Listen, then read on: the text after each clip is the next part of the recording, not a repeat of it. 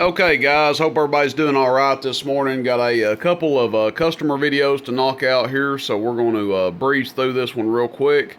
8 pill 2879 standard for Mr. Chris. We're going to try to get this one shipped out today. Definitely wanted to test it, make sure everything was good with it before we sent it out.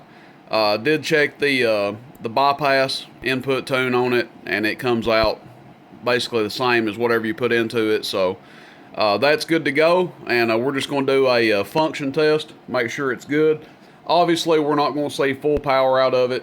Going to be starving it for juice back here a little bit, but we will see enough to know that the amp is running properly. So 8 pill 2879 standard, I recommend somewhere between 275 and 300 watts PEP going into this thing for maximum output, and you should see somewhere between 17 and maybe 1900 PEP absolute max. Cruising it, taking it easy, 1600 watts. So here we go. We got a little 2 pill 1446 here. This thing's doing about 220 right now. I think we got it on high, and I think it does about 220 watts peak. On low, it does about 180, 190. So we're gonna be putting around 220 into it. Again, we'll be starving the amp just a little bit.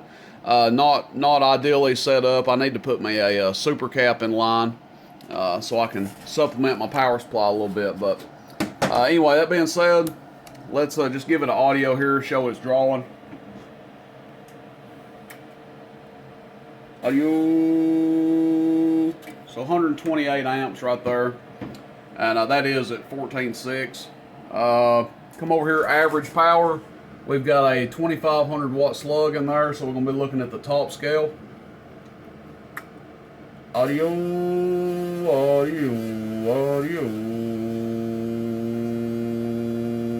So 750 average.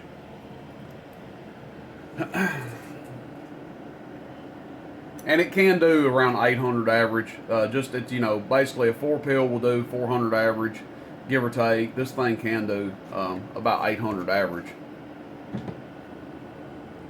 And then PEP, check, audio, check, audio, check, audio, check, audio, check, audio, check, audio, check, audio. So 1500 PEP on the dot. Again, it will do more. Different circumstances, better power supply setup, this, that, and the other. We're not starving it with the power supply. The power supply is actually starving from the wall, so that does play a part on it.